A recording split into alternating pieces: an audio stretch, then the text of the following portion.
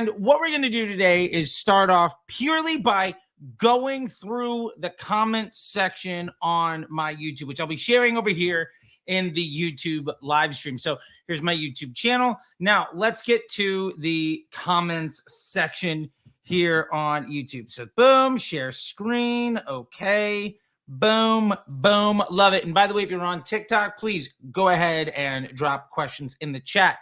So all that to be said, let's get to it. Also, this is a very special version of the Ask Charlie T show because you got two Charlies on the show today. So all that to be said, let's get down to it. Remember, post your questions in the comments, and I'm going to be answering all the comments from my channel going back until like we're done. Let's see what happens. All right, great. So first question comes from Rick. At Rick Jean says, hey, Charlie, great video. This is in reference to the Facebook ads, easiest way to scale and generate more revenue video, which came out earlier this week.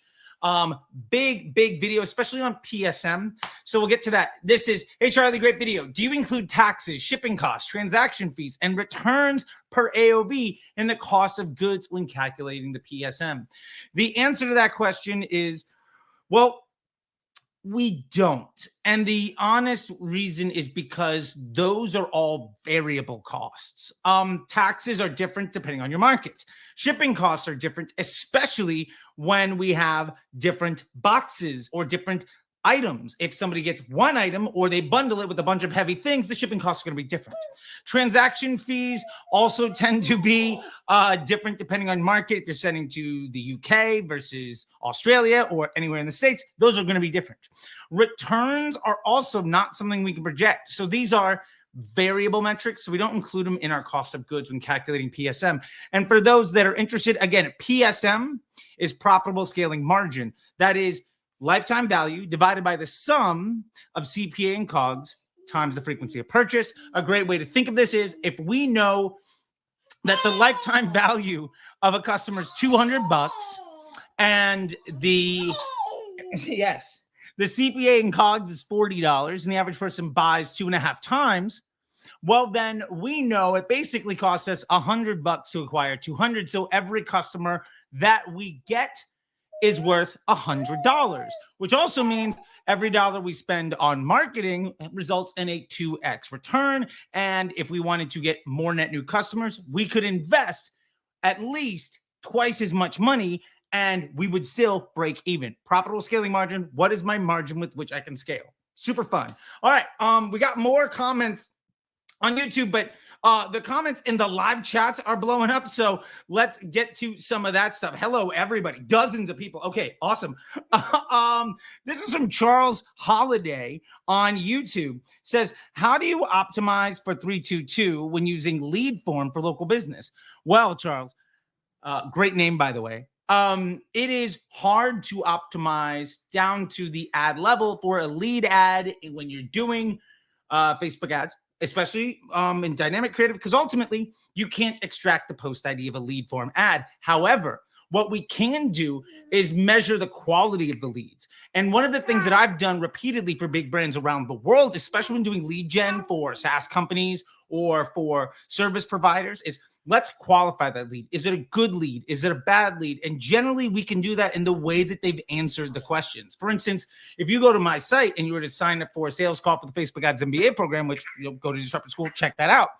Based on your answers, I have a good idea of what your conversion rate is. So I have people filed in as good lead, bad lead, or scorching hot, like let's get them in, they're ready to go lead. Because one has a conversion rate of about 10%. Another has a conversion rate of about 15%, and the other one has a conversion rate of like 80%. So when I'm running my ads, especially when using 322 ads and dynamic creatives or flexible ads, I'm passing that information back to Facebook with offline events, and I can understand down to the concept or which 322 ad I'm running at the value, volume, and cost of the ability for that ad to drive a good lead, a bad lead, or like a scorching hot lead. And ultimately, this means I can optimize my media mix by focusing on which 322 ads get me the best volume to the offer and the quality of lead that matches the cost and the value, because ultimately, more valuable leads tend to cost more money. And I like to have only the most valuable leads. But if my call center can handle 20 sales calls a day and the most valuable lead only gets me 12, well, then that means almost half of my day is spent not dialing for dollars.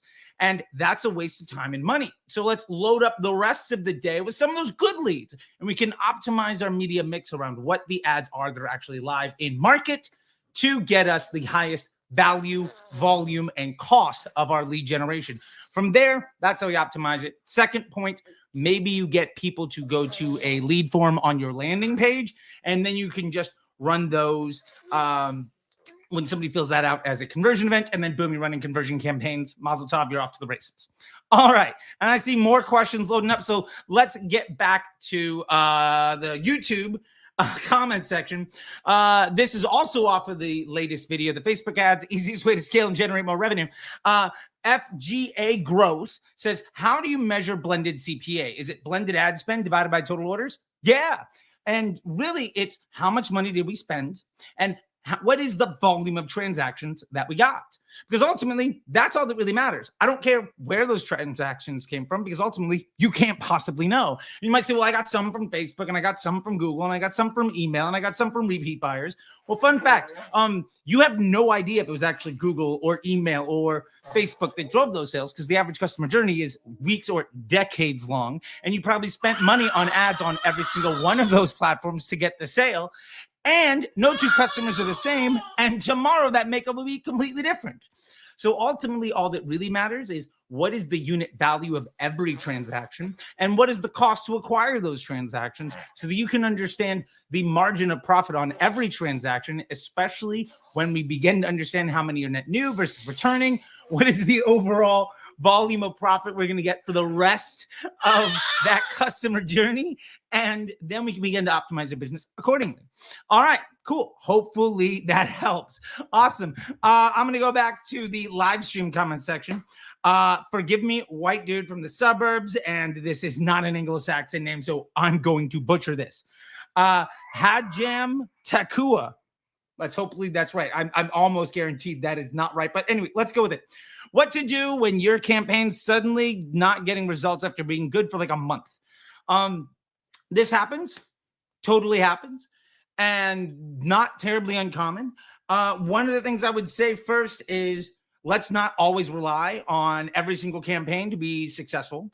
And let's not run a bunch of campaigns, because if we have 5 or 10 campaigns and one of them stops, well, why did it stop? Well, maybe because the other ones got good. And also, let's not lean on having revenue and sales only come from paid marketing. One of the things I tell people all the time, you should be investing the profit from your organic sales and from your business model, repeat buyers, etc. You should be investing your profits from how successful your business is into the ads to amplify the success that you get. Far too many people try to run Facebook ads with money that they haven't earned to try to scale a business that will fail. Remember, Facebook ads only amplify your business model. If your business model sucks, all you're doing is investing in the failure of your business to get there faster. Highly recommend maybe not doing that. My 2 cents. All right, let's get back to more questions here. We have more waiting. This is from my announcement that we were going to be doing this stuff today, and somebody's spewing some hate. Love that. Fine. Send it my way. Give me the critiques. I love it. Okay. Flying with anything says high CPA. This is in response to a video where I said, real operators know. Let's see if we can share this video. No? Let's see. Can we? Can we view this on? Oh, this having said. Right. So this is when you stop cost capping and your Facebook ads start scaling. And the feedback on this video, I'm going to mute this because this is getting out of hand. The feedback to that video here, the comment was, let's see here, high CPA. And you know what? You're right. I did have a high CPA on that video. I think it was in the 70 or 80 range. But also that's totally fine because the profit volumes and the revenues were much higher than my CPA. And CPA, AOV, and niche don't really matter when it comes to the successful business. It's about your business model. I know brands that need to get a customer for less than $5 or they lose money. And I know brands that can spend up to $10,000 to get a customer. What really matters is, can you acquire attention? And then can you monetize that attention? And that's not a win. That's validation. A win comes from when you can then turn that monetized attention into future cash flow. That is actually your win. Hold on a second here. I'm going to get this on Do Not Disturb. Okay, here we go. Boom, there we go. Just so that we don't have anybody calling me up. So anyway, the idea is invest that future cash flow into the growth of your business.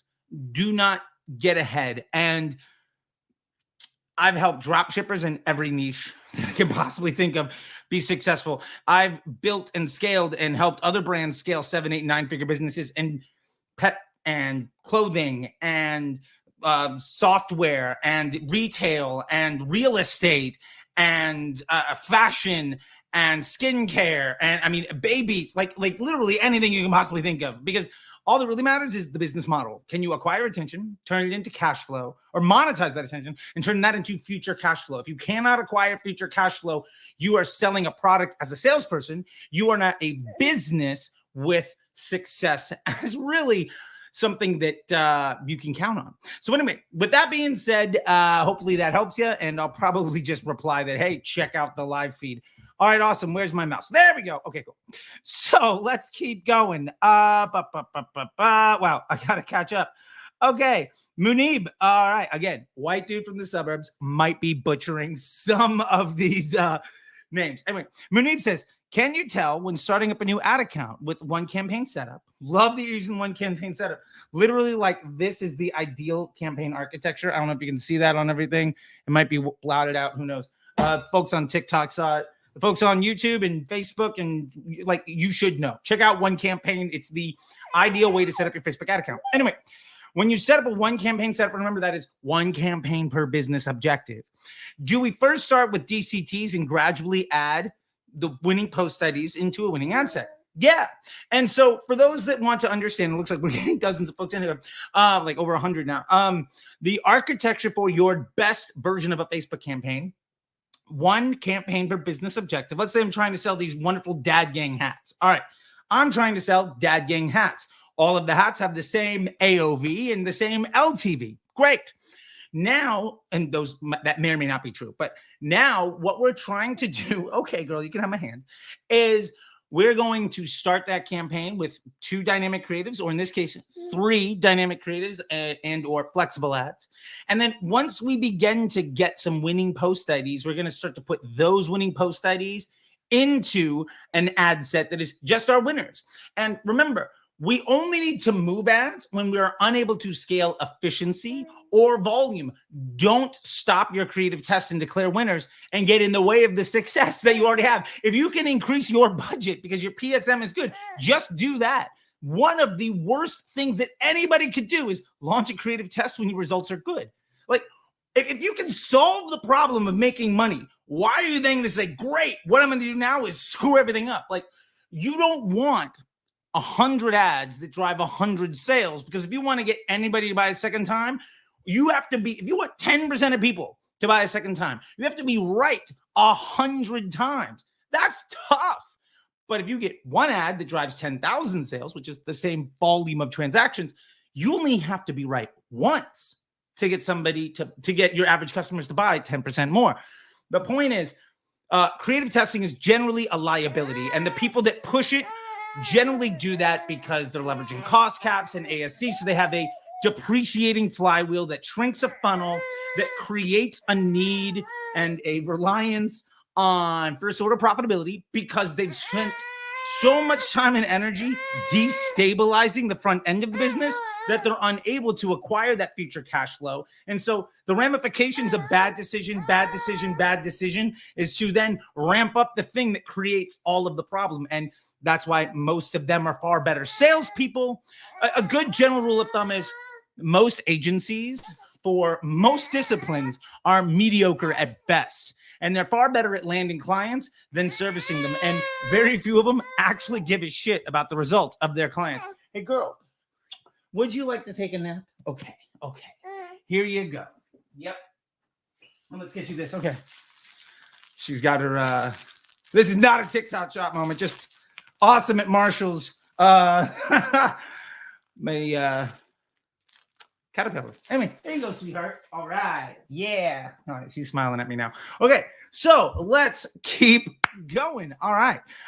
Back to the comment section. There's a few of these here that are in Spanish, and I love them. Getting more and more people who speak Spanish onto the channel. I honestly need help because Google Translate is not the best way of getting you the support that you need. This is just an overwhelming amount of feedback.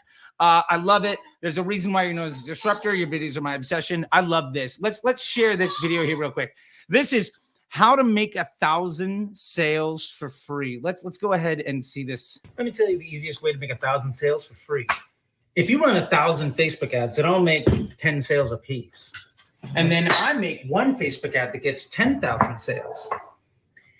In order for you to get 10% of people to buy a second time, you have to be right 1,000 times. I only have to be right once. Even if 10 of your ads get 100% of people to buy a second time, you'll only make half as many additional sales as I do. What if the reason your LTV sucks is because you're running way too many ads? Boom. Yeah. What if actually having business principles and running a decent business and understanding how digital marketing works was the path to success? And folks that sell services are making you reliant on them destabilizing your business is a bad idea. Anyway, that being said, Nicholas asked, and there's a question I get asked all the time: how much is the course? And this is in response to this YouTube video where I break down the entire Facebook Ads MBA program. And the feedback is here. It depends, first off, if you want access to just the dozen courses and the weekly workshops and masterclasses, or if you want that plus lifetime access to the mastermind community and to get on all the weekly live calls. The price there ranges between $6,500 and $12,000. More support is obviously more money, but that is a one-time fee, and we can obviously put that on a payment plan. And go check out disruptorschool.com to hit the enroll button there, or to apply. Or you can also enroll in Inner Circle, which is a monthly subscription to all of the masterclasses on disruptorschool.com. Basically, we put out 2 new masterclasses every single week from the best operators in the world. Instead of folks who run agencies and sell you on a whole bunch of lies and nonsense, we get the folks building 8- and 9-figure brands to basically give away all of their secrets so that you can take what makes that person successful in a step-by-step guide and hand it to a entry-level employee, and they can scale your business. You can check off that and move on to the next level. And it's almost impossible to not 2 to 10x your investment on any of those masterclasses within 10 days. We're wildly successful. So instead of spending a couple $100 a piece, you could just get access to all of them, and also weekly live calls and the Inner Circle community. You can enroll in that, disruptorschool.com. Check it out. This is not a sales call for that. Anyway, let's keep going. Hopefully that answers your question, Nicholas. I'll also make sure to remind you to check out this feed. Okay, back to the comment section. By the way, if you have questions, ask them in the comments. I'm running on 6 different platforms here, so I'm trying to stay on top of them all. This one also comes from Maestro, who is watching live on YouTube right now. I have a client who is starting up a business. The aim is to sell a very well-known brand name clothing at 30 to 40% off with limited stocks, around 50 to 100 items. Would you recommend using the 322? Love this, because this is a great way of applying the principles of one campaign per business objective, but also understanding what's the best way to get that job done. And to be fair, 322 ads, which is the optimal way of setting up dynamic creative or flexible ads, is the single best way to apply the scientific method into a machine learning algorithm, because you're focusing on teaching it. However, that is actually not the right tool for this job, because you don't need a machine learning algorithm. It's going to get better and better at selling something because you only have 50 to 100 items per item of the stock, right? You have limited stocks, around 50 to 100 pieces of every SKU. So in this case, it's all catalog ads, man.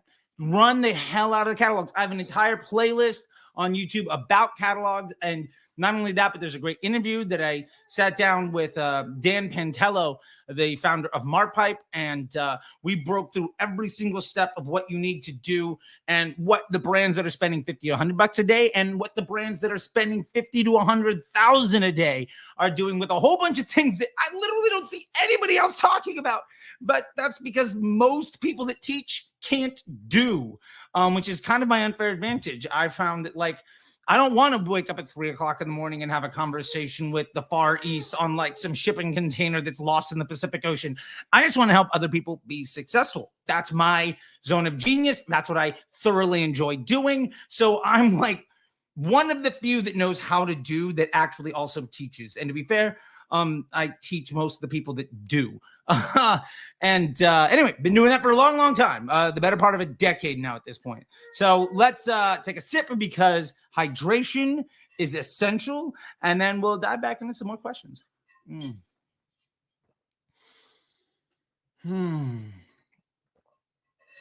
Love it. Okay. Speaking of DPA, Munib, who I think just asked a question in the live chat, also happened to comment over here on this DPA tutorial for beginners. Look at that. Said, hey, professor, just watch the whole video. There is so much great stuff here. This is no doubt the best video. Oh, wait a minute. I'm not sharing this. Here we go. Share screen. Boom. There we go. Great. So, Munib, who I think was on the live stream. Here we go. Hey, professor, just watch the whole video. There is so much great stuff here. This is no doubt the best video on YouTube for DPA. Well, thank you, Munib. I really appreciate it. And check out at CT, the Disruptor on YouTube and give me a shot. Thank you so much for that. And thank you so much for that, Moody. I just have 2 questions if you can answer. I'm just a beginner starting things out, so these questions might not make sense. Sorry for that. All right, let's break down 2 beginner questions for DPA ads on Facebook. This is excellent. And I remember these this is from yesterday, so I remember these questions, and they were phenomenal. First one says, you said that there are 2 different audiences that one should be using when running DPA ads, broad and retargeting. Yep, and we break down what broad looks like and how to find the best retargeting audience based around 10,000 events, which is optimal. Again, check out a video called The Best Facebook Catalog Ads Tutorial for Beginners in 2024. It's me sitting there like this. Yeah, you can go find that. I'm wearing an orange and white shirt from Dandy Del Mar. Love Dandy Del Mar. Anyway, I wanted to ask if we use those audiences in separate ad sets or in a single campaign and just a single ad set. So we're going to put both of those into a single campaign. That campaign is going to have 2 ad sets.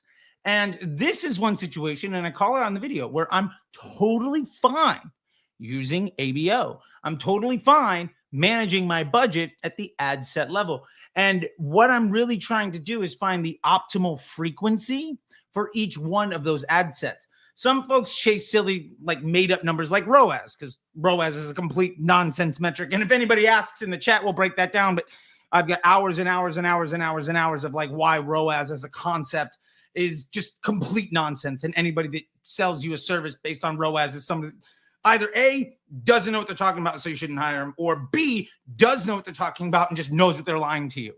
In which case, also, don't hire them. Anyway, that being said, I'm actually optimizing for what is my ideal daily frequency. There's going to be a certain level that is optimal for my ad spend to reach the right amount of people, the right amount of times in a single day to get me the highest mix, the most valuable mix between volume and profit margin. And remember that conversation we just had before about value, volume, and cost? When it comes to DPA ads, it's easier than anywhere else to really manage that optimal daily frequency. And generally speaking, if it's a bottom of funnel audience, that optimal daily frequency tends to be in the 2.5 to 3. If it's a mid funnel audience, that optimal daily frequency tends to be in the 1.5 to 2.5 in that range. And your broad is generally, hopefully, never over a 1.3, 1.4 max, right? Like if we can get it down to a 1.1, 1.2, we should just be spending more money. Awesome. Hey, girl. Hi. You want me to pick you back up? Oh. Okie dokie. Here we go. Let's give you one of your shoes. How about that? You can play with your shoe. No? All right. Anyway, second question. Let's just say the answer to the first question have 2 ad sets for each of the audience in a single campaign. Hey, Munib was paying attention. I like that. Now, if I have a campaign running those ad sets, can I make another campaign with DPA, ASC, or Advantage Shopping campaigns without pausing the previous one? And also, can I just run a simple ASC campaign while my DPA campaign is also on? Is this a good approach? Honestly, I try to split up my ASC from my non-ASC campaigns because their business objectives are different. My non-ASC campaigns are really optimizing for volume, right? Like I want as many transactions as I can. I want to get the highest volume of profitable transactions in the business, because also I know that I'm buying future cash flow, because every one of those customers, if I'm doing my business right, is an opportunity to acquire future sales, and those future sales happen at a much greater profit margin than just the day of sales. So let me load up as much kinetic energy as possible so that I can help the customer service and email and CRO and search and Amazon team look as good as they can, because ultimately that just allows me to answer the world's most important question, which is, can I spend more money? It makes the answer to that question yes. Now, when I'm running ASC, however, I know that I'm going to be bringing in far less net new customers, because ASC is hitting people who are further down in the funnel. And that is going to also directly impact my customer acquisition costs. So there's a volume versus an efficiency play. Now, if you were also paying attention, one of the hacks that I recommend people try out is targeting your ASC campaign to focusing on only selling to net new customers. So you are hacking the bottom of the funnel for your total addressable market. You're basically stealing sales from your competitors. And I've made multiple videos on how to do that. So anyway, hopefully that gets you really to the meat of the answer here. And it looks like you wrote back, is it okay to have both ASC and non-ASC campaign lines at the same time? Sure. You can. And ultimately, I think when you do that, you will find that one of them is better than the other. And I think I did a video on this. Maybe it went live. Maybe it hasn't. Who knows? I'm putting a ton of stuff out there lately. You might be running a bunch of offers and a bunch of ads that are all profitable, but some of those are more likely to drive future transactions. Run those. Run the ads that are more likely to get, where you're more likely to buy a customer who's more likely to pay you a second or a third time. If you can get more people to pay you 2 or 3 times, imagine what will happen to your bank account, especially if your profit on day one is the same. And even if you break even on day one, or if you lose money on day one, that's okay, because day one for that customer journey is also day 100 of somebody you bought 100 days ago. And if you're getting reoccurring revenue from previous customers, you don't need to be profitable on day one, because ultimately the profit volume of a customer is not accounting for only one transaction. And if it is, that means your business model sucks, or your marketing team doesn't give a shit about your bottom line as a business. All right. Hopefully that's helpful. Let's get down to the comment section. Wow, there's just more people popping into this. This is awesome. I should be doing this more often. Anyway, okay. Let's get to it. Muhammad says, hey, Charlie, for drop shipping and first order profitability, is it good we run on bid caps? I know you aren't a fan of drop shipping, but for starters like me, I want to make a brand. Love to little Charlie. Oh, thank you. So 2 things. One, I don't mind drop shipping. I think drop shipping is a great way to make money, and I know a lot of people that do it, and it's really a great skill to have. I've got more than a few drop shippers that have driven more than a few millions of dollars a year in revenue, and from the Facebook Ads MBA program. Again, check out disruptorschool.com if you want to know more about that. Totally on board with drop shipping. I've had a couple drop shipping brands myself. And you're talking about first order profitability. Is it good you run on bid caps? I would rather not, but when you're running drop shipping, I think the primary focus more than anything is, can you get sales? Let's get this AC on. Okay. Can you get sales at all? And once you can get sales, once you validate an idea, remember, a business is acquiring attention, monetizing it, and then turning that into future cash flow. Once you can monetize that attention, That's giving you the opportunity. That's validation of the idea. And then at that point, we can begin to work on future cash flow. And again, if I have to do short-term, non-sustainable hacks in order to, there you go, honey, in order to get customers the first time, then I will. I'd rather not do big caps, but to each their own. I think it'd be much better. I actually just did a great video with another YouTuber yesterday, and so it'll be coming out sometime this week, I'm sure, around drop shipping. And one of the things that we were talking about was how maybe just focus, if everybody else is using the trending TikTok video, just take some stills from that video and run static ads. So you're going to have a higher frequency and a higher CPM, but you're going to basically funnel hack everybody else that's using this exact same copy and exact same creative. You can just come in at the end and be like, okay, well, I know you're looking to buy, but why don't you just buy from me? You only need to beat people at the very end of the funnel, not make your own funnel in order to get the sales. So I'd rather do that in a way that is sustainable than trying to run the same ads at broad with bid caps in a way where I'm basically just pulling lottery tickets, and any win that I get is completely not sustainable. All right, cool. So hopefully that helps you out. And hi. Okay.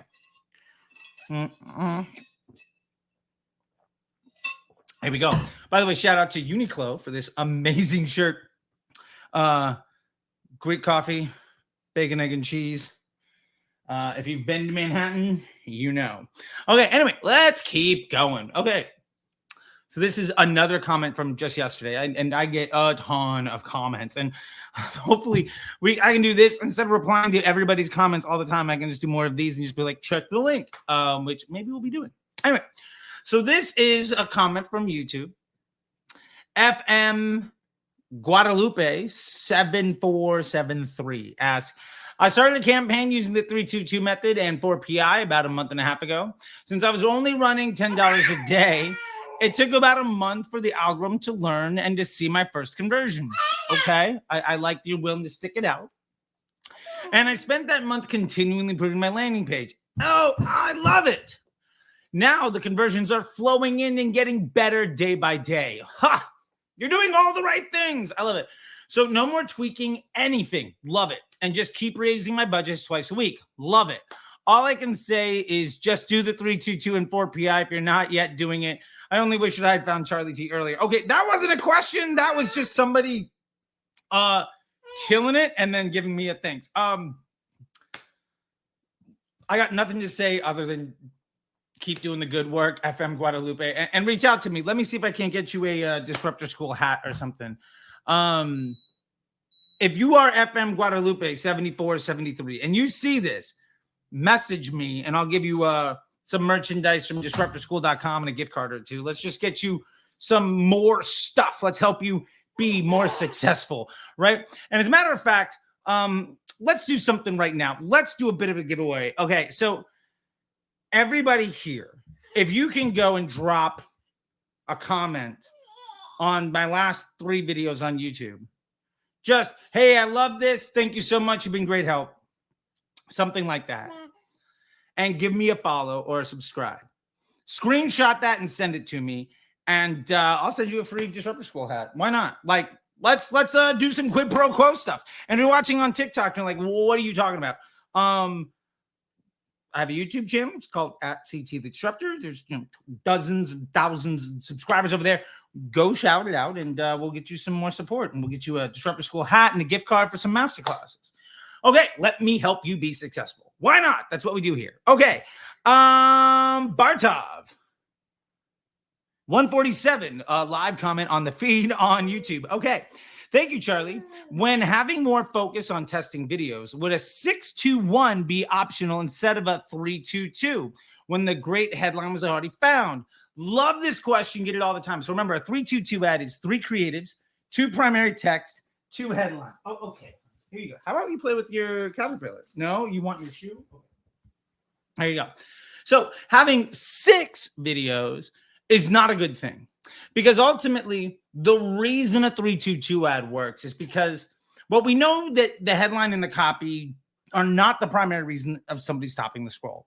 80% to 90% of what stops the scroll is somebody viewing the video or the image, right? Okay. That's what 85% of what stops the scroll is, the creative.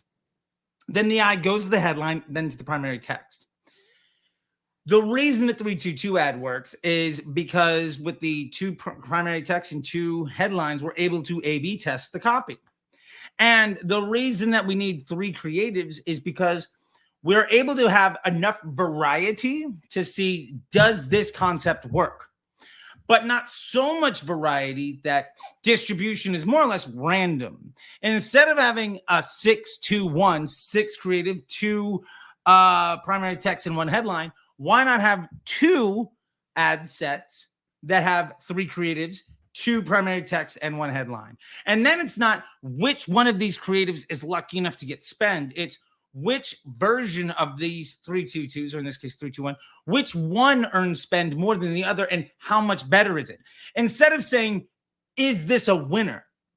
Figure out which one is better. And this is a great lesson when I was a touring musician and punk rock guy. I mean, still am, but when you get off stage and you say, hey, would you like to buy a t-shirt? The answer is no. But when you get off stage and say, hey, which shirt would you like to buy?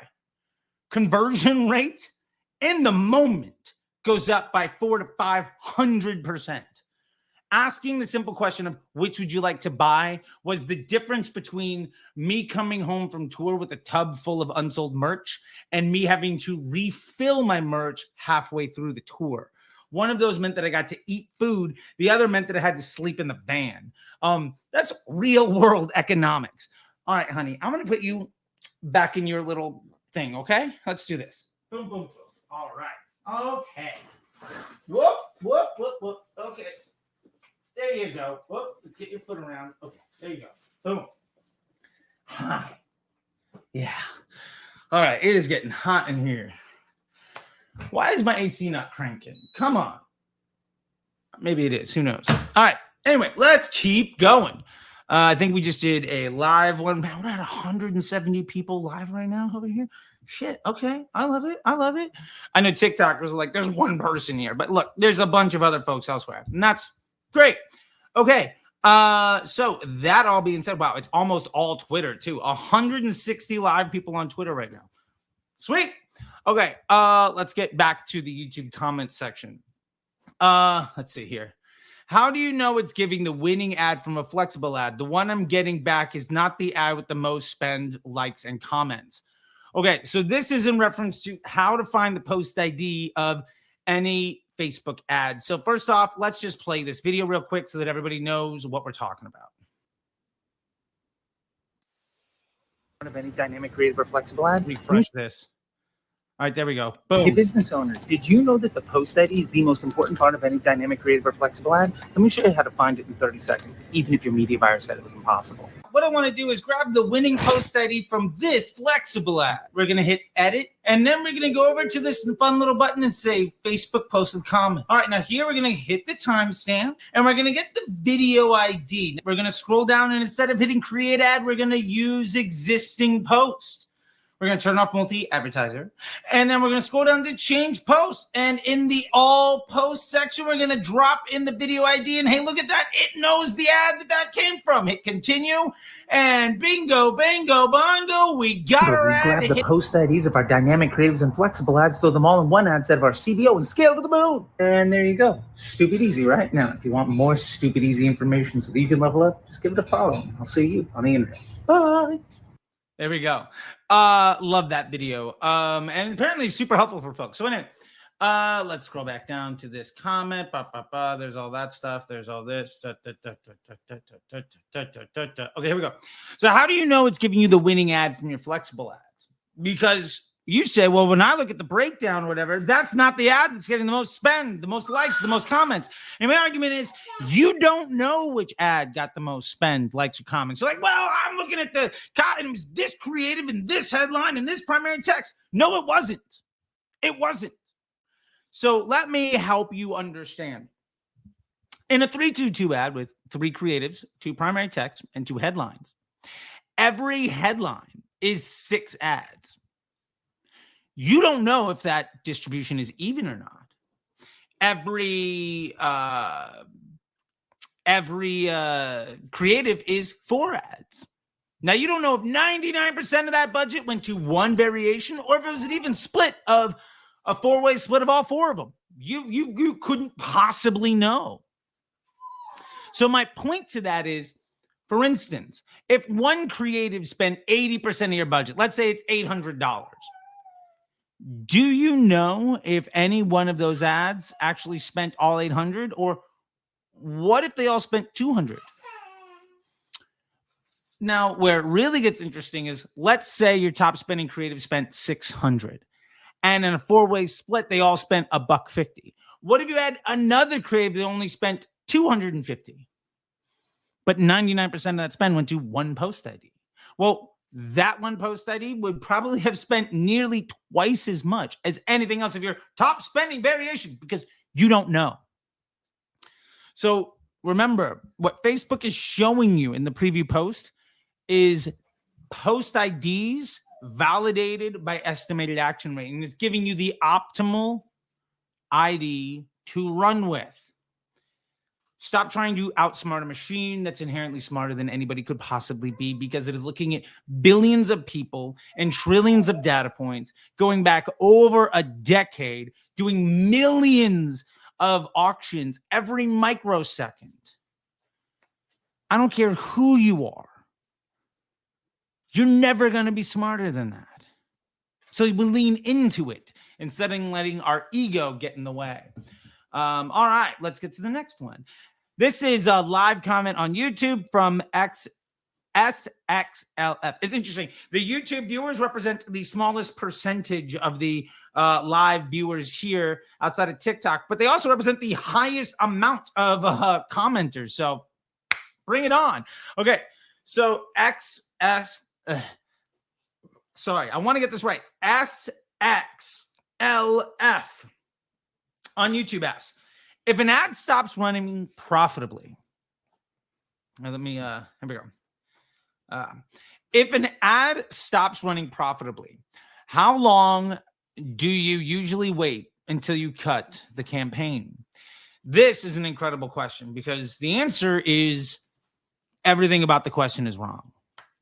And with the most respect, I just want to kind of bring this to the point. Here's what we need to know.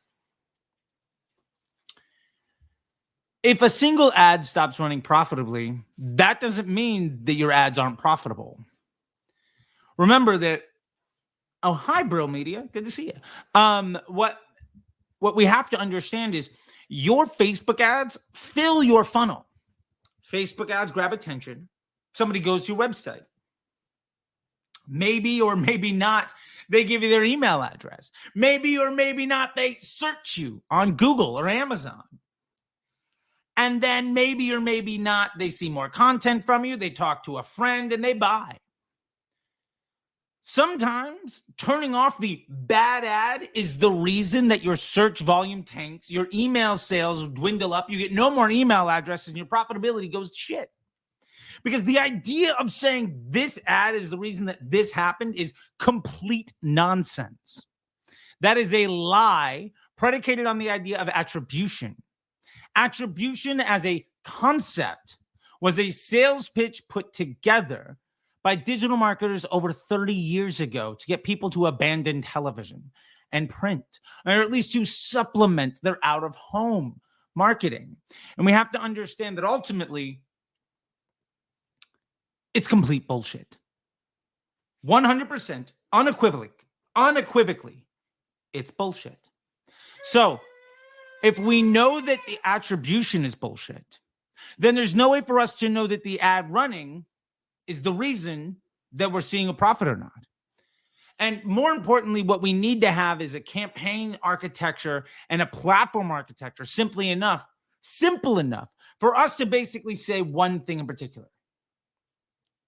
If this ad gets more spend, what happens to the bottom line of my business? And if you can't answer that question, or if your answer has anything to do with attribution, then you have no fucking clue what's going on in your business. I would say if you're paying somebody to run your ads and they have no fucking clue what's going on in your business, they're probably not the people that you should work with. And that is yet one of a million reasons why folks who push first order profitability and cost caps fundamentally brag and shout from the mountaintop. I have no idea how to run a business. I don't understand digital marketing at all. And I don't care about your bottom line. That is their sales pitch. And you don't need any of them ever. Fuck those people. You can do this all yourself. Okay. This live stream's probably demonetized by now, but whatever. There we go. Hey, bro. Bro, by the way, Brill Media is here on the TikTok, and it's great to see a longtime Facebook ads MBA program grad who runs a great agency in here, just showing some love. Great to see you, buddy. Check out Brill Media. 100% endorse what's going on over there. And met you in person, which is always a beautiful thing. You're welcome. All right, so let's keep going. This is from Metadog I got to share this. Here we go. Add the stage. There we go.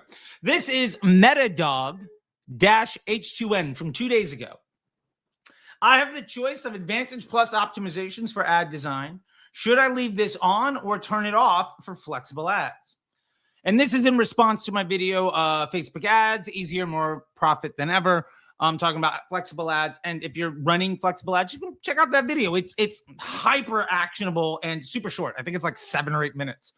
And I just want to also thank the fine folks at Facebook and Meta for having me as part of their megaphone team, so I get a bunch of information from that team early so I can bring you breaking information.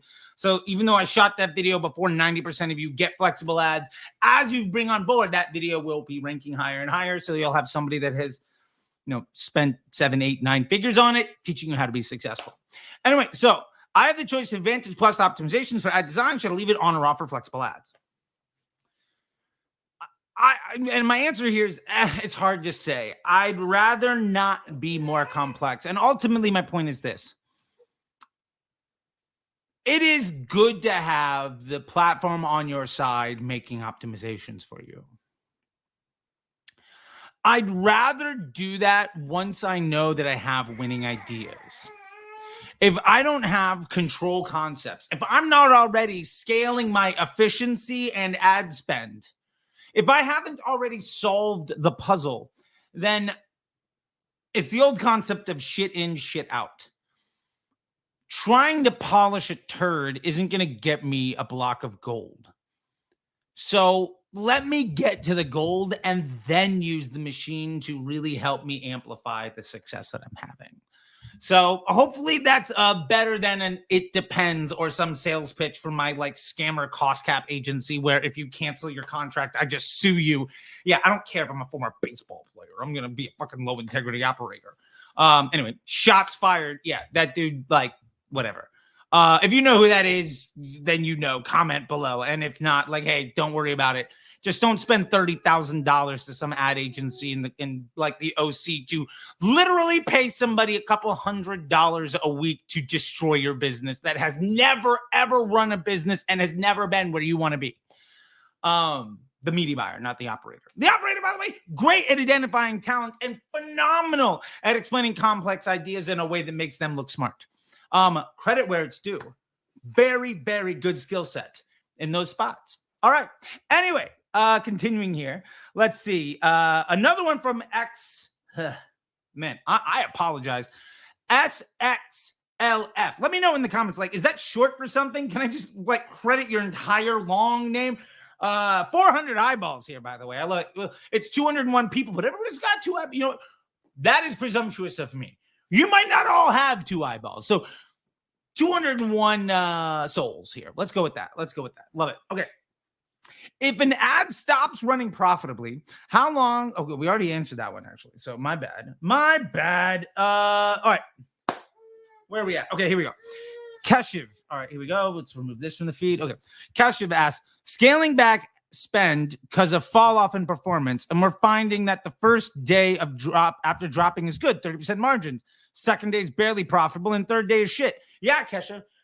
Because ROAS is bullshit. Because attribution is bullshit. If you stop spending today, The people that saw your ads today and yesterday are going to buy tomorrow, but less of them are going to buy the day after that, and even fewer are going to buy next week. The purpose of the ad is not to get revenue today. The purpose of your ads is to amplify the volume of business that your business model can do. It's about acquiring attention, monetizing it, and turning it into future cash flow. The easiest way to be super profitable is just turn off your ad spend. But in 3 days, your profitability will go to shit because you're not bringing in net new people. It's the same reason why if you run a bunch of cost caps, it's going to look amazing right up until around the time you have to sign that second contract with that scammer like grifter agency. And then your business will probably tank unless it's Q4, in which case you didn't need them anyway to be successful because it's Black Friday anyway.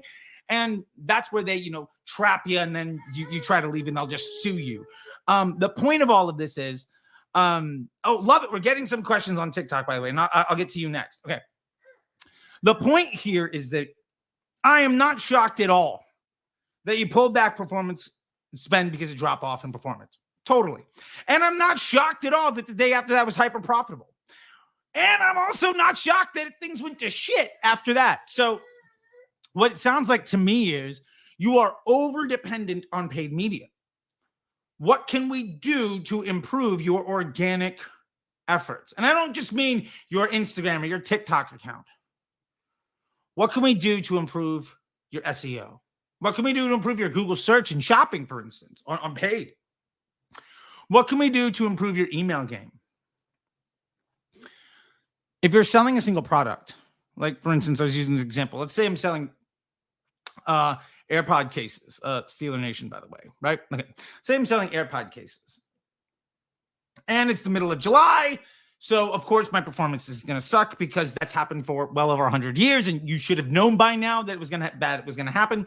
And if not, hey, stick around. I was telling you this last year and the year before that and the year before that and the year before that. And for weeks and months of this year, letting you know exactly when more or less it was going to be happening. I was off by about 2-3 weeks, but whatever. I was calling my shot back in February.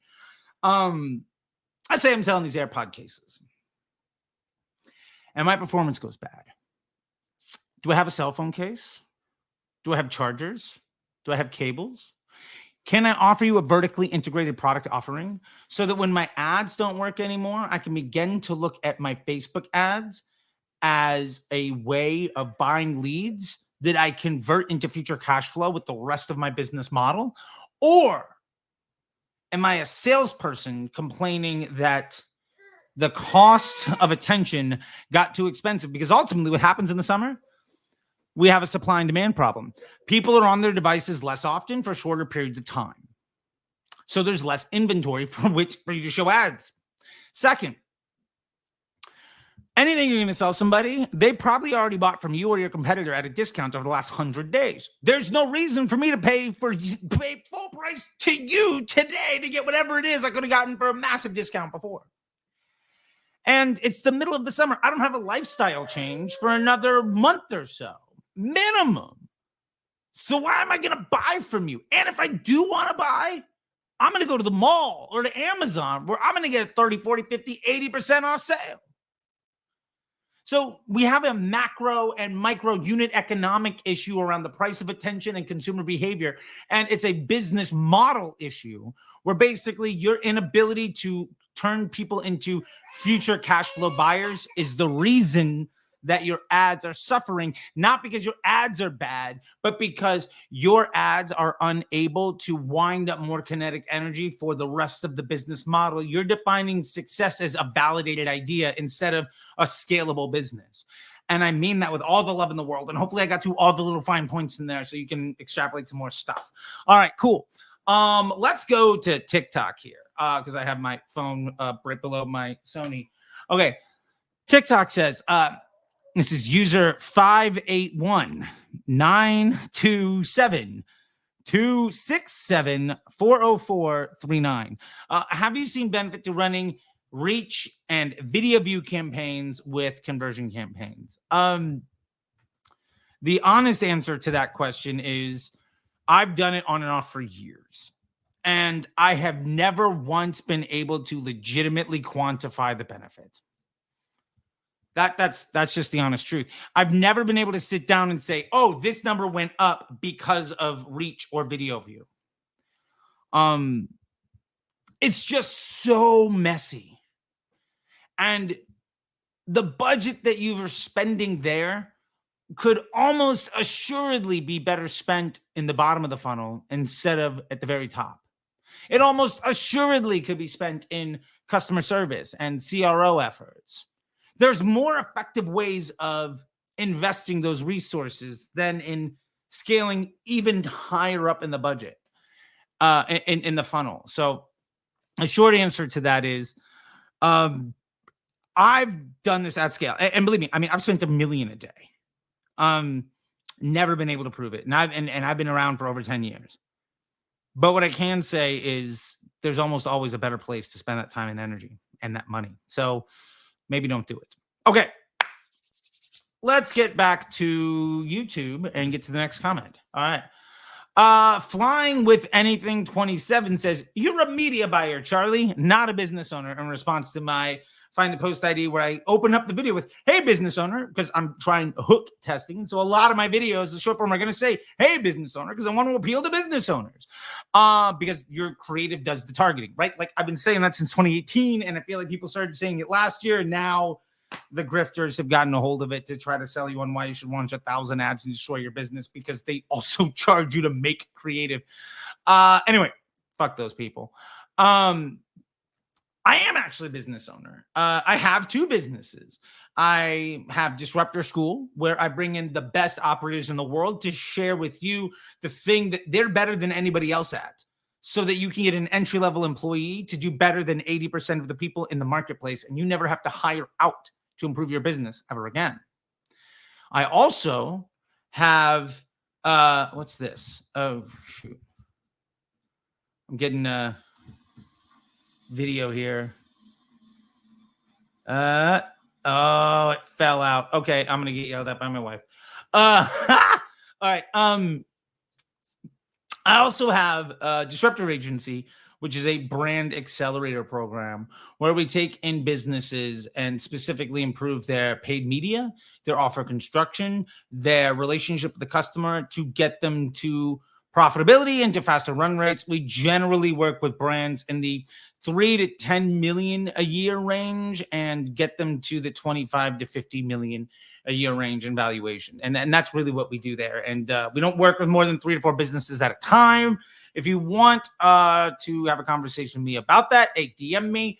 Otherwise, you can just check out disruptorschool.com. You see 1 million masterclasses in there. And we're getting 2 new ones a week. I think this week we launched a email marketing from Philip Rivers, called Email Capture and Convert. Basically, how does the best email marketer in the game focus on capturing leads and converting them within 10 days? What has he done that has helped him get a massive exit on his agency and also helped him get other brands to 8 and 9 figure valuations and exits? And we also had Noah, founder of Social Snowball, come in and teach step-by-step process for affiliate marketing by turning your customers into your salespeople, and basically break down the strategy that Oliver at Tab uses to scale to 7 or 8 figures without even any Facebook paid media at all. There's also and the most popular ones right now are Google search and Facebook advertisers. Basically, how do you take your top 5 Facebook ads, drop them to GPT with the help of a Notion doc, and then it'll automatically build you Google search campaigns that are profitable, that bring you incremental lift? That's an amazing masterclass. We just dropped the Google Shopping masterclass. There's just a ton of them. There's Creative masterclass also from Sarah Levinger that is amazing. How to use psychology to convert your customers. Highly recommend that one. More and more coming every week. I think next week we've got Danil from Incense dropping in how to use influencers in UGC. Like I said, just the world's best operators coming in and showing you how to execute their zone of genius in a way that means you never have to rely on anybody else ever again, so that you don't ever have to get taken advantage of.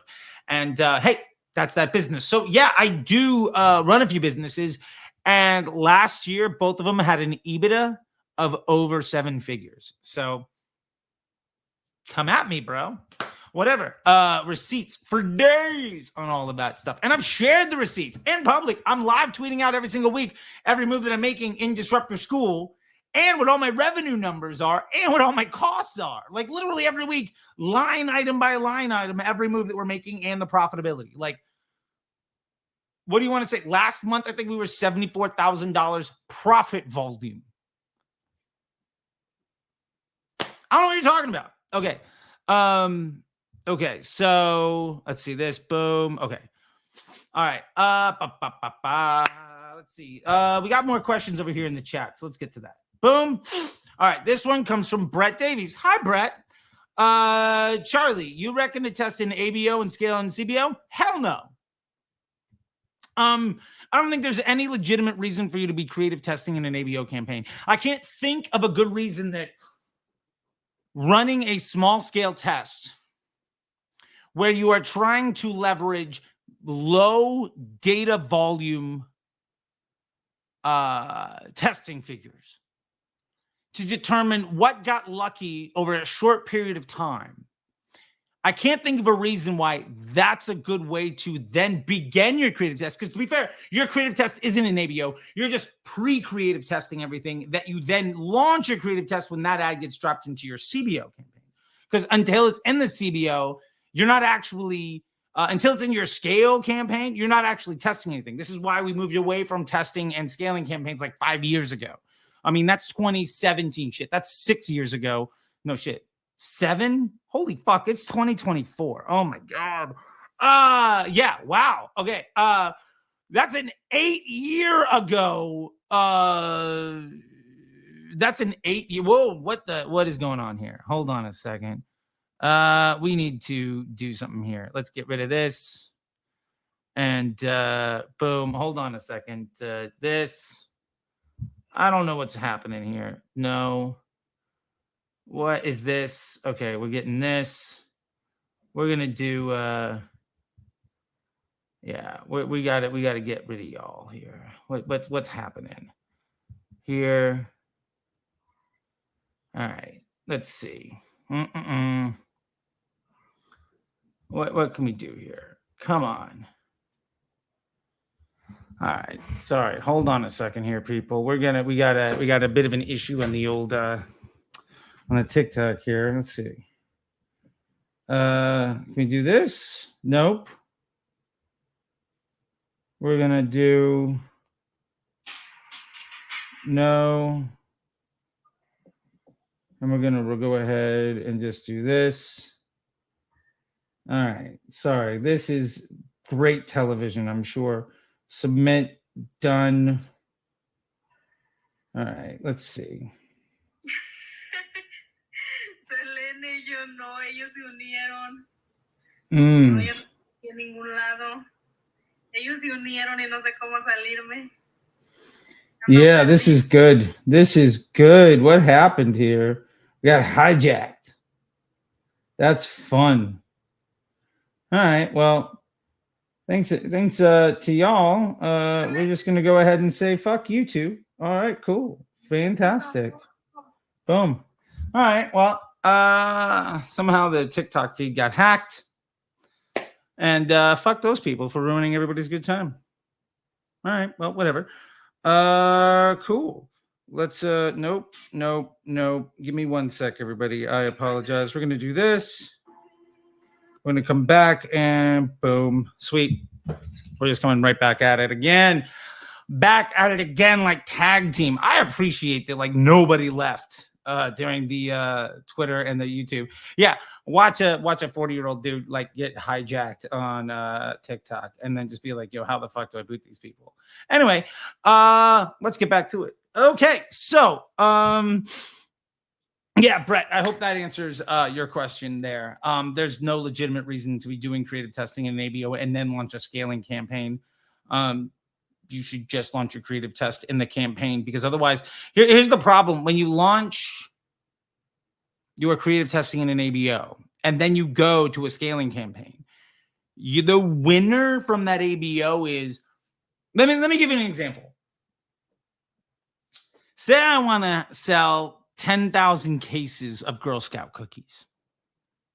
And so I say, I'm going to send 100 Girl Scouts into a neighborhood and see who sells some boxes. Now, I'm only going to let them all knock on, say, 10 doors, right? Because your ABO has a limited budget. Based on whichever doors those Girl Scouts knock on, they might be 10 people that aren't home, or 10 people that are like gluten-free or vegan or like don't care or whatever. And then you might have other folks that are like, oh my God, the Girl Scouts are here. Give me like 10K, give me like 5 boxes of the Thin Mints. The success of any one of those Girl Scouts at being a salesperson has everything to do with random distribution and chance. But if you then say, all right, I'm going to take my best 5 of those Girl Scouts, I'm going to try to get them all to sell 2,000 cases a piece, you're going to fail. So, like, maybe don't risk your entire future of your business on ads based purely on what got lucky. That's just a bad business model. All right. Let's get to the next question. And we're back to YouTube and stuff here. All right, great. Metadog again, and this is off of a YouTube video, which is the Ask Charlie T show, that series on YouTube. Let's see. In which format would you make videos again so they're displayed appropriately everywhere? And this was getting into the fact of some videos, if you're running ads, can be shown in more places than others. And if you want to increase your frequency, to increase your efficiency and profitability from your Facebook ads, don't make full screen vertical video the only type of content that you have, because they don't get shown everywhere. They will be cropped and they can be shown in other spots, but that's not necessarily the best place. Now, you can choose to make full screen vertical video if they are croppable, i.e. your text and imagery and whatever else is in the middle. And so then you're just doing a good job. But if you want to be successful in having your videos displayed appropriately everywhere, it's more of an editing choice. And if all of your videos are designed to be only viewed in Instagram stories and in Reels and on TikTok and stuff, then you are going to have a serious issue of low CPM and low frequency and terrible performance. So to get to Metadog's question, and again, we dive into that at length in that video in the Ask Charlie T show. I think it's episode 6? Yeah, episode 6 of the Ask Charlie T show over on YouTube at the CT, the Disruptor channel. Cool. Let's go back to the live chat here and see what's happening. This is from Tim Goodwin. Tim Goodwin, by the way, I love that you joined the Facebook Ads MBA program, buddy. It's great to see you there. And I can't wait to see you maybe on one of the live calls here soon. And he says, by the way, the course is fire, by the way. Thank you, Tim. Just trying to help people be successful, you know? Okay, so Tim says, trying to set auto rules based on CPA, but Facebook won't let me set these on a CBO anymore. Any workaround? And I love this. So if you're running Facebook ads, one of the things that you should be focused on is, like, I don't know any high-end media buyers worth their salt that aren't using automated rules to do like 90% of your work. Like, if you don't have automated rules, if you're running Facebook ads and you're in the platform for more than like an hour a week, and it's not just purely to hit refresh so you can see how much money you made, then you are working the wrong way. And I have multiple videos on the YouTube channel that are completely dedicated to sharing my screen and working through it all. But now Facebook has made some changes, and I have another one coming up soon, so you can check it out at CT the Disruptor on YouTube. Go check it out. Man, 238 eyeballs. Man, people are just sticking around. I love it. Live viewers. This is fantastic. Not eyeballs, sorry, viewers. It's like nearly 500 eyeballs if everybody has 2 eyes. Okay, cool. So the workaround here is don't build the rule based on cost per result. We could say, for instance, something like a sliding scale rule where, let's say our target cost is $50. And we want to say, hey, by the time that you've spent enough to get 20 sales, I want you to be at least within 10% of that $50 target. Okay. So let's do some quick math real quick. 10% more than 50 is 55. 20 times 50 is 1,000. 20 times that extra 5 is 100. So if I've spent $1,100 and my total number of purchases is less than 55, then I know that by this point in time, I am not at least within 10% of my max allowable cost per budget. And to be fair, you could do this at 5 sales, 10 sales, 20, 50, 100, 1,000. And then you basically just have these gates where if your spend goes up to a certain point and the cost is not efficient enough, those ads will just get killed. And we talk about sliding scale rules in the Facebook Ads MBA program and in Disruptor School Inner Circle often. In the Facebook Ads MBA program, we actually break down the entire sheet of everything on how you do it all. And in the Inner Circle, Disruptor School Inner Circle, which you can go to disruptorschool.com and enroll right now. I think if you were to enroll in Disruptor School Inner Circle today, you get a free hat plus like maybe $300 in like free gift cards. Don't quote me on that, but it's a massive giveaway. And it's like a monthly fee. So if you don't like it, tell me to kick rocks. Like, leave anytime you want. But anyway, we can actually open up your ad account and do some deep dive stuff in there. So just crazy valuable. But if you're running ads, you should be automating 90% of your work. Just like increasing your budget, you can also do this to do auto optimization stuff. So anyway, hopefully that's helpful. And let's get back to YouTube. Okay. Where are we at here? Let's see this. OJ Jones. I'm going to go ahead and say it's OJE Jones. So OG Jones. I'm going to guess it's OG Jones. In response to the Ask Charlie T Show episode 5, pinpointing what's wrong with your ad campaign. The question is, it seems you are suggesting that a business cannot start and scale on Meta. If that's what you are saying, you are wrong. My agency has scaled many brands with a Meta first strategy. First off, we don't run ads on Meta. We run ads on Facebook and Instagram. We don't look things up on Alphabet, right? We Google them, but that's a whole other thing. It bothers me just so much. People say it's Meta. Like, it's the product is Facebook. The product is Instagram. The company that owns those is called Meta, but that's a whole other thing. They also own WhatsApp. Anyway, point of all of that to be, if you've never sold anything before, starting out by trying to run Facebook ads to get your first dollar is exceptionally more difficult and leads to way more failed businesses with far more lost money than using the profit of successful operations to run. And I commented that. And so the response here was horses for courses, which I don't quite know what that means. Anyway, some brands work better with a Meta first laugh. Some better their Google ads, etc. It's not right to advise brand owners to avoid Meta. Make great creatives and a decent funnel, and Meta can be awesome. Awesome. Great. I'm not saying you shouldn't use Facebook ads. I'm not saying you shouldn't use Google ads.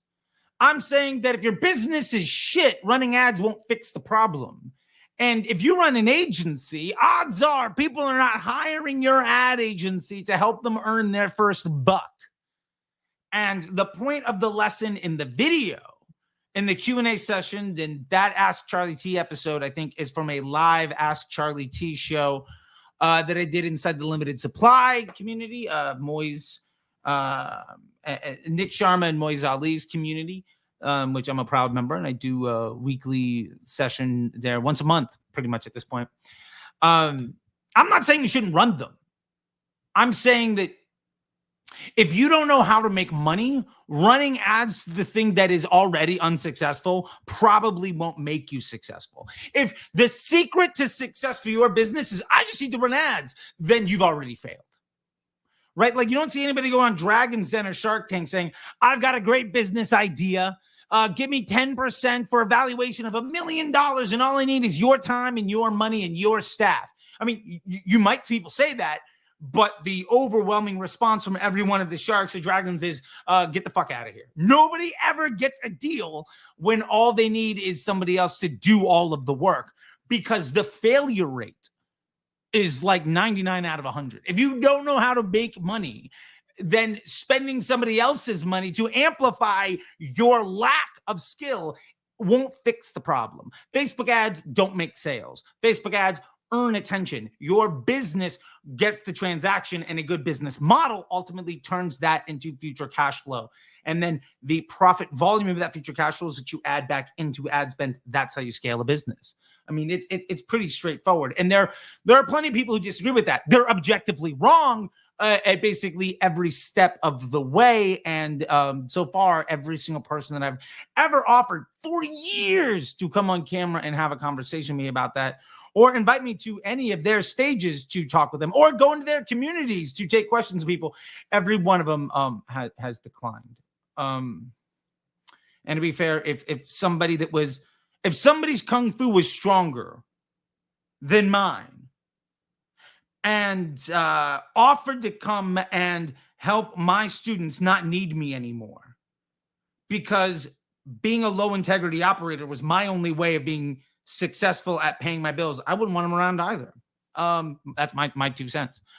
And we got clapping, and it's okay, awesome, cool. Let's get back to the chat over here. By the way, if you have comments, drop them. I'm trying to get to them. Oh my God, we have so many. I'm gonna have to do this again. I lost my place because I clearly have lost what's going on here, and that's fine. That's fine. We're having fun. We're doing good stuff. Anyway, let's see what we got here. I got to go back down. Hey, there's Brill again. There's Rob. Hey, Rob. Hi. We had some people hijack the TikTok feed, and I'm not smart enough to know how to boot them, so fuck them. I just canceled it and started a new one. All right. Let's see. All right, here we go. Let's get to this one. I haven't seen this question before, so we're gonna do it. This is from Jason Luo. I think that's it.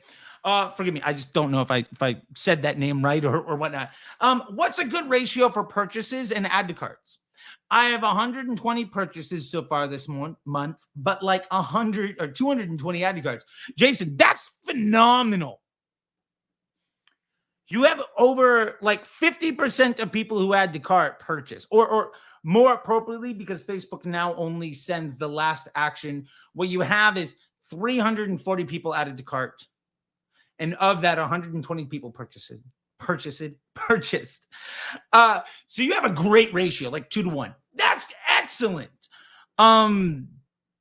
There also isn't an answer to this because the success for any business is different.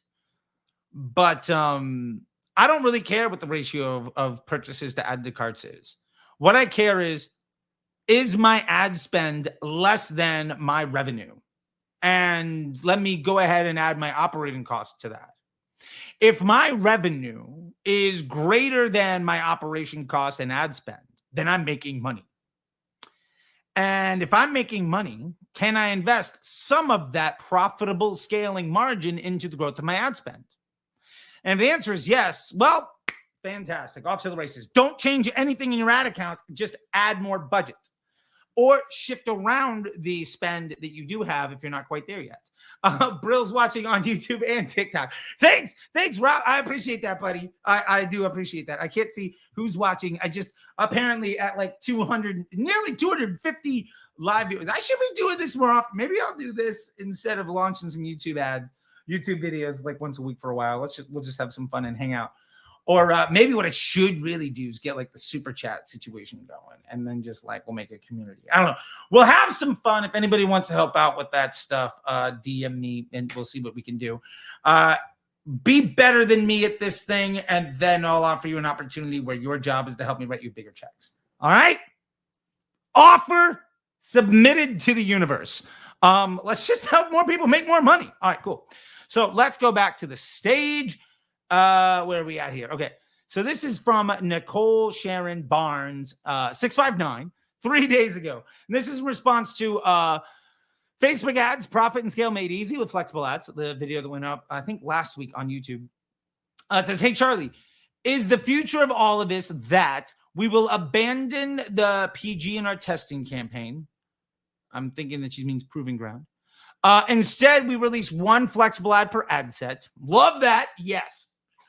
When we can't scale it further, we pull the best flexible ad into a control campaign or control ad set. And putting the new ones into the testing campaign. I love where you're going. I just don't think you need a control campaign and a testing campaign. I think you got 2 campaigns to solve one problem, which is you're getting close. Hey, Nate's here. Hey, Nate. Good to see you, buddy. All right, let's see what else we got here. Frank Rizzo's here. Hey, Frank Rizzo, nice to see you. All right, what else we got? However, the control campaign will now be run with flexible ads, not post IDs as in the past. What up, G? By the way, if anybody wants some of the best watches in the world, Nate is on the TikTok right now. He's the man pushing all the levers and knobs and buttons and stuff for original grain. And if I was a watch guy, Nate, I would take you up on every one of the offers you've made me over the last few years. But instead, we'll just get ourselves some barbecue. Much big heart, dude. You crush, and great work on your podcast lately, Nate. Keep up the great work there, dude. I love to see it. And we don't always agree, and I love that, because I'm learning some stuff from you. Nate, by the way, dropped some science on me about 2 years ago. We were at a mastermind for brands running like over 5-10 million or whatever. And it was like revenue. What was it? Revenue per view or something like that. RPV on when hiring YouTube influencers to do spot reads for your videos. Anyway, check out Nate Lagos. Original grain dudes a G. Anyway, let's get back to Nicole's thing. However, the control campaign will now be run with flexible ads, revenue per 1,000 impressions. Is that what it was? I thought it was like views. All right. Anyway, RPM. Okay, that was it. All right, fair enough. My memory, I think I thought of it in a different way. Anyway, sorry. Nicole. However, the control campaign will now be run with flexible ads. No. And I think I actually commented. Sounds pretty good to me 3 days ago, but I'm now seeing that there's more to it. We're not going to put the flexible ads in the control campaign or in our control ad set, unless the idea is that we now have just a control campaign. I think the way I read this before was we just have a control campaign. We've gotten rid of the testing campaign entirely because it's not 2017 anymore, and we're just running flexible ads with one ad per ad set alongside a control environment. That, yes, we would do. In the control campaign with that environment, would we avoid grouping the flex ads into one ad set so we don't disturb when we start learning? Yes.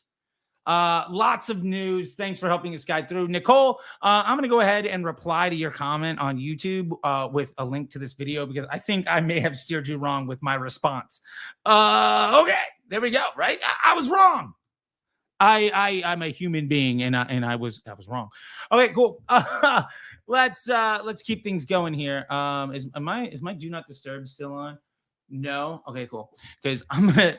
All right, when this girl wakes up, I gotta call it. But let's keep going. An hour and 20 minutes in, and I've got more unanswered questions than I did an hour ago. So I think I'm cool with just smashing through the live at this point. All right, we're gonna only go to comments. We're not gonna go anymore. We're only gonna go to the comments on. No, we're no longer gonna be hitting the comments on YouTube. But I will just leave the YouTube channel up here just so that you can go ahead and check it out and, subscribe or whatever. Boom. Professor Charlie T at CT the Disruptor, 21.8 thousand subs. So thanks. Anyway, let's just leave that up on the screen. Let me zoom in here a little bit. All right, cool. We'll just do that. Sweet. Go ahead and sub there. By the way, shout out if anybody wants to go ahead and drop 3 comments on the YouTube channel and give me a sub, I'll send you a Disruptor School hat with my great thanks. And if you don't want a hat, you just want a $50 gift card, fuck it, I'll just give you a $50 gift card. Cool. Anyway, that being said, let's keep going. All right. Okay, this one. Okay. That's Jason. Moondeep says, thank you. Tim Goodwin says the course is fire. He's talking about the Facebook Ads MBA program. You should join. Why not learn how to make more money from somebody that's built, scaled, and exited an 8 or 9 figure business basically every year for the last 6?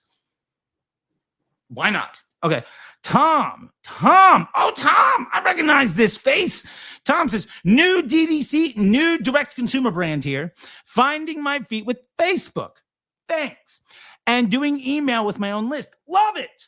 How long do you think it will make sense to put 100% of paid media efforts into Facebook versus going to Google? Great question, Tom. The answer is you The best time to start running Google search ads was the day you started the business. The next best time is tomorrow. I think you can perfectly get away with just running Facebook, but why? You're spending a lot of time and effort making people aware, and then they go and search for your brand name or for the problem that you're solving, and you're just making sales for other people. Now, you might not be great at Google ads, and that's fine.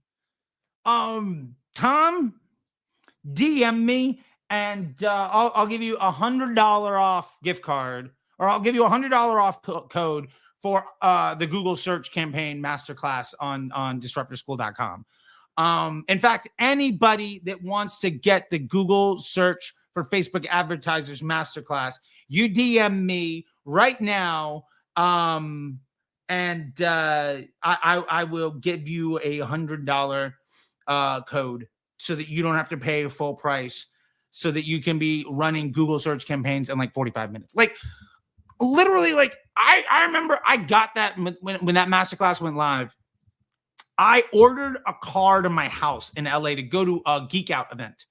And before the car got to my house, I had the campaign set up. And by the time I got from Atwater Village over to West Hollywood, the campaign was live.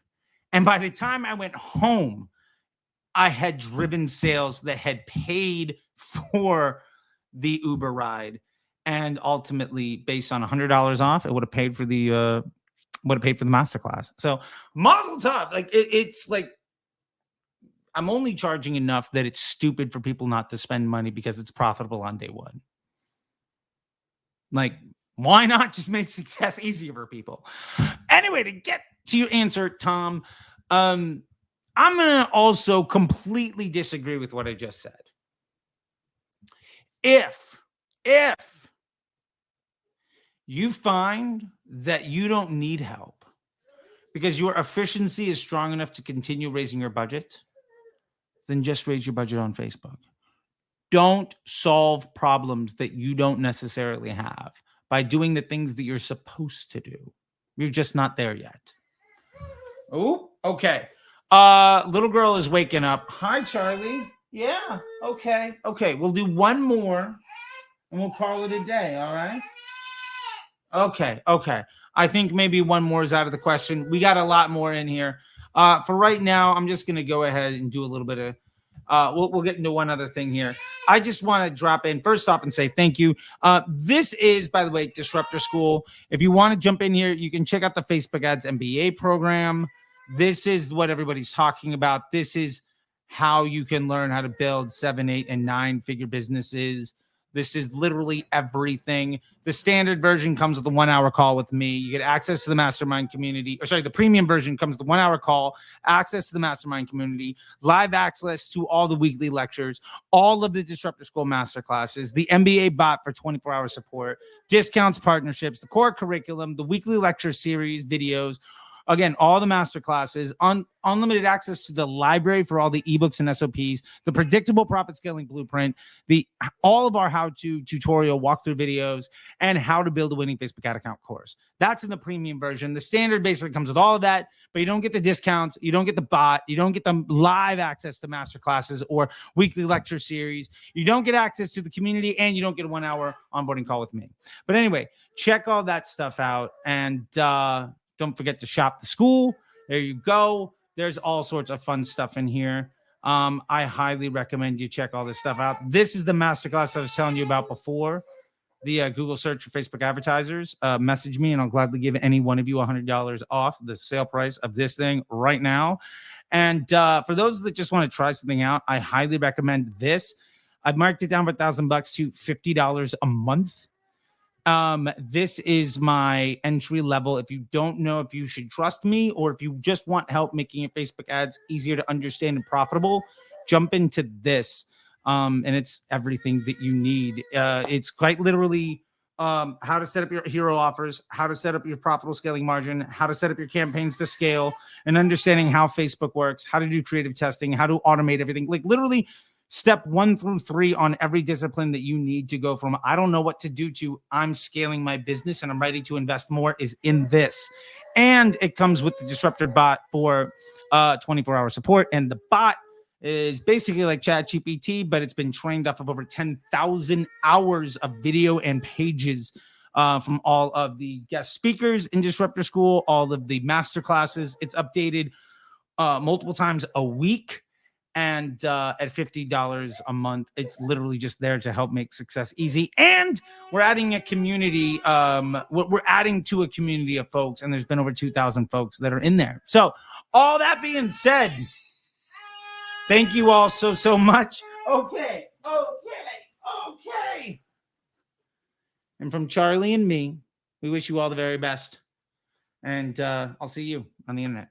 Bye. Okay. Boom. Boom.